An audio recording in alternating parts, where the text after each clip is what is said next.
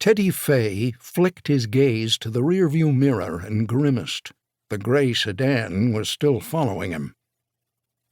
Returning his attention to the black top ahead, he searched for a turnoff to another road he could use to help him lose his tail. But there wasn't even a wide enough spot where he could pull over. For as far as he could see, the road in front of him was squeezed between the rise of a mountain slope on one side and its descent on the other. When he glanced again at the mirror, he caught sight of the fear in his own eyes, fear that this lonely mountain road would be where he died. He squeezed the steering wheel and shook the thought away. He couldn't let them win, would not let them win. He glanced again at the car in the mirror. "Go ahead, give me your best shot. I will not let you get to me today."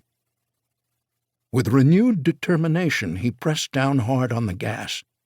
For the first time since he'd realized he was being followed, the gap between the other vehicle and his grew instead of shrinking.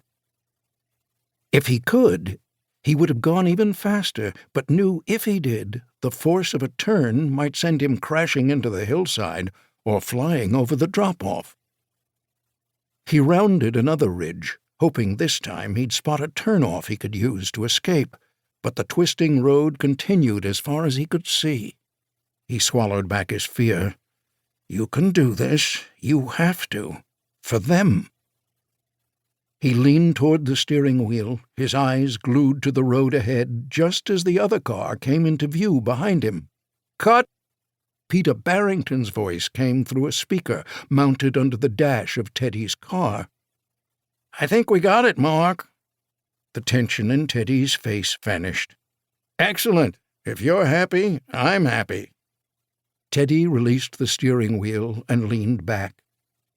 His car was being towed behind the camera vehicle that had been filming him, and he'd only been pretending to drive. Handling the mountain road on his own would have been child's play, but alas, today he wasn't Teddy Fay, but rather Academy Award-winning actor Mark Weldon, one of his three main identities. The other was that of film producer Billy Barnett. Thanks to a talent for altering his appearance, honed during years spent in the CIA, only a select few knew that the three men were one and the same. This trip up the mountain was Teddy's and the crew's fifth of the day. On the first three, a cameraman had been in the seat beside Teddy, filming close-ups and shots of the pursuing sedan. During the last two trips, Peter's crew had been focused on capturing exterior shots. Peter was the film's director, and the only director for whom actor Mark Weldon worked. The film was called Storm's Eye. Its plot centered on a man named Tyler Storm, who'd spent most of his life on the wrong side of the law, but was now trying to make amends for his past deeds.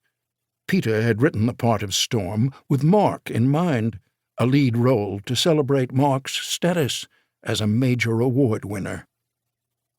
The camera truck towed Teddy's car into a dirt parking lot where several other production vehicles waited, as well as Peter, who was standing behind the television on which he'd been watching the camera feed.